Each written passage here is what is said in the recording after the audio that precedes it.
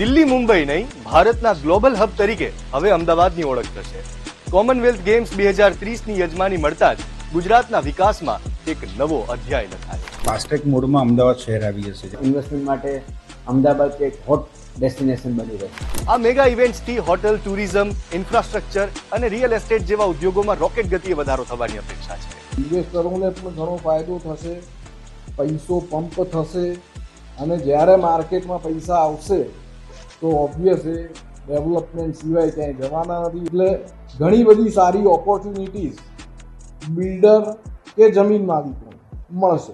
આજુબાજુના વિસ્તારોમાં જમીન મકાનના ભાવમાં 15 થી 20% સુધીનો તાત્કાલિક ઉછાળો આવી શકે છે. આ કોમનવેલ્થ આવવાથી ગુજરાતમાં રહેતો ગુજરાતી નહીં પણ બહાર રહેતો પણ ગુજરાતી અમદાવાદમાં આવીને ઇન્વેસ્ટમેન્ટ કરશે અને અમદાવાદમાં હવે ઘર લેવું એક પ્રાઉડ થઈ જશે.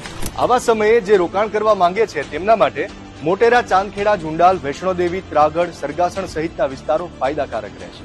રિયલ એસ્ટેટ એક્સપર્ટ આ ટાઈમને ઇન્વેસ્ટમેન્ટનો રાઇટ ટાઈમ ગણાવી રહ્યા છે. અત્યારે માર્કેટ થોડું સ્લો છે અને આવનારા સમયમાં આની જો જાહેરાત થાય 1-2 દિવસમાં તો રિયલ એસ્ટેટને એક સારું બૂસ્ટર મળી શકે. આ ઇવેન્ટ્સમાં 60 થી 70 દેશના લોકો આવવાનો અંદાજ છે. હોટેલ એન્ડ રેસ્ટોરન્ટ એસોસિએશનના પ્રમુખે કહ્યું, 4 સ્ટાર અને 5 સ્ટાર અને 3 સ્ટારનો ઇન્ફ્રાસ્ટ્રક્ચર લગભગ જેટલો છે એનાથી બીજો